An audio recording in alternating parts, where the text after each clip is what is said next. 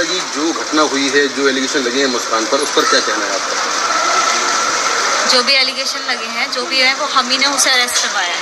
उसने हमारे सामने आके कन्फेस करा था कि मैंने ऐसा ऐसा कर दिया सौरभ को। हमने कहा, हम एकदम तुरंत थाने ले गए उसे 4 बजे। अच्छा, और कब कन्फेस किया था?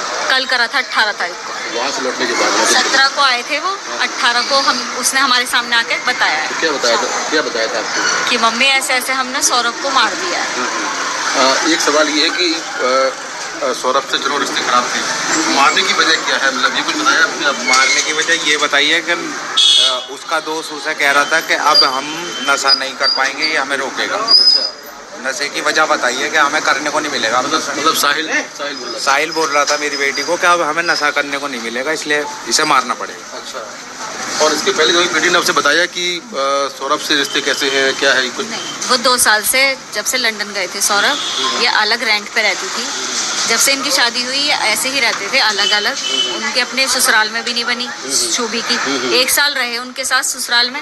अब इनने सौरभ को क्या पट्टी पलाई, क्या करा, वो तो ये दोनों ही जानते हैं। इतना पता है कि सौरभ इससे ब्लाइंड लव करता था। अच्छा, लड़की ही बदतमीज थी हमारी। अच्छा, उसी ने उन्हें किसी तरीके से अलग करवाया और अब ऐसे कर रहा था उन्हें उसके साथ। तो इतनी बड़ी घटना हुई, अभी आप विक्टिम फैमिली को न्याय मिले उसके लिए आप लोग क्या चाहते हैं?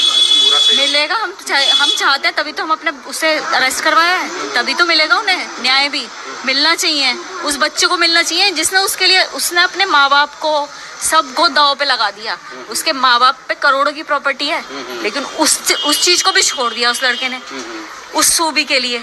और आज उस सूबी ने क्या करा है उस बच्चे का, मतलब समझ नहीं आ रहा। वो बच्चा भी हमारा ही है, हमें मालूम है वो क्या करा उनने। फादर है उसका। तो आप सर क्या आप चाहते हैं, क्या कार्रवाई होगी?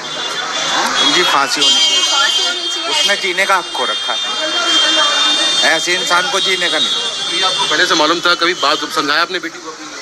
इस तरह की कुछ बात ही नहीं। वो अलग रहते थे, सौरभ उसका सपोर्ट करते थे हर चीज में। हमने उनसे कहा कि जब आप लंदन जा रहे हो हमारे पास छोड़ के जाओ। वो नहीं चाहती थी यहाँ पे भी, क्योंकि पेरेंट्स हमेशा रोक टोक करते हैं। हर कोई बच्चे करते हैं सबके लिए, ऐसे ही उसे पता था कि मम्मी पापा किसी न किसी चीज़ के लिए रोक टोक करेंगे। मतलब वो 12-12 बजे 1 बजे उठती थी, सोती थी, तो हम इस चीज़ पे करते, तो उसने हर चीज़ वो उसका सपोर्ट करना सौरभ का।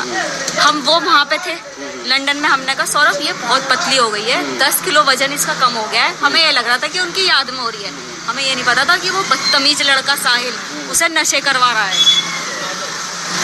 10 किलो वेट कम नहीं होता, हमने सोचा कि सौरभ की वजह से हो रही है, हमें नहीं पता था। करवाया था, ब्लड कम था उसके शरीर में। अभी बेटी कहाँ है सौरभ की? आपके पास है या आपका नाम क्या है? प्रमोद। आप क्या बता रहे हैं? वो बचपन से ही ज़्यादातर हमारे पास रही है। उस लड़की वो हमारी बच्ची समझते हैं सब यहाँ पर, नेबर्स ये कहते हैं हमारी बच्ची। भाई हमें भी अच्छा लगता है वो हमारे साथ रहती है, हमें ये नहीं पता था कि इस चीज़ का वो फ़ायदा उठा रही है। वो अकेला रहना चाहती है शुभी। वो ये कहती थी कि मम्मी ये नानी के आपके पास रहना चाहती है। हमने कहा भाई बचपन से हमारे साथ रही है, कोई दिक्कत नहीं। साहिल क्या करता है, काम क्या करता है?